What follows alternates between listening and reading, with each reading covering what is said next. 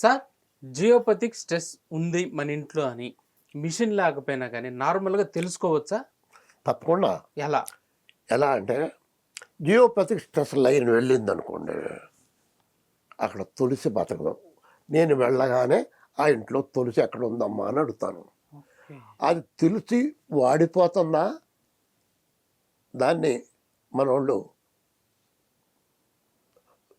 ఎండిపోతుందా అని అనరు. అది వాళ్ళ భాషలో వాళ్ళు చెప్తారు. తులసి చూసి నాకు అర్థమైపోద్ది ఇంట్లో జియోపతిక్ స్ట్రెస్ ఉన్నాయి. వాళ్ళ ఇంట్లో రెండోది, వాళ్ళు బంగారం అంతా నెగిటివ్ అయిపోతుంది. వాళ్ళ బంగారం మెటల్ ఐటమ్స్ నెగిటివ్ అయిపోయి అవి ఎక్కడ ధరించారో మెడ కానీ, మంగళసూత్రాలు అయితే మెడ కానీ, ఇక్కడైతే గాజులు కానీ, ఇక్కడ వడ్లాన్ని పెట్టుకుంటే ఇది కానీ అక్కడ నొప్పి బయలుదేరుతుంది.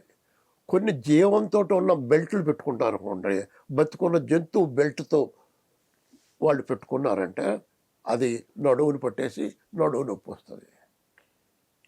ఇది ఇలాగ నొప్పులు ఉన్న వాళ్ళు ఓహో మా ఇంట్లో ఏదో ప్రాబ్లం ఉంది అని గ్రహించుకోవాలి. మరి ఇంకోటి, అదే కాకుండా అక్కడ మొక్కలు బతకవు. ఎక్కువ గడ్డి కూడా ఒకసారి మాడిపోయినట్టు ఉంటుంది. ఆ చోట మనం ఒక ఆవుని పెట్టుకుని ఆవు మూత్రం అది ఉంటుంది కాబట్టి అక్కడ గృహాలు చాలా బాగుంటాయి. మన పూర్వీకులు ఆవుని ఇంట్లోనే కట్టుకునేవారు. అవన్నీ ఇల్లుని చాలా చక్కగా అదృష్టంగా భావించి లక్ష్మీదేవిలాగా పూజించుకోవడం వల్ల వాళ్ళు ఉన్నత స్థితిలో ఉన్నారు. ఇప్పుడు ఈ అపార్ట్మెంట్ వచ్చిన తర్వాత ఆవు ఎక్కడానికి మోటార్ సైకిల్ పెట్టుకోవడానికి టైం లేదు, జగా లేదు. అది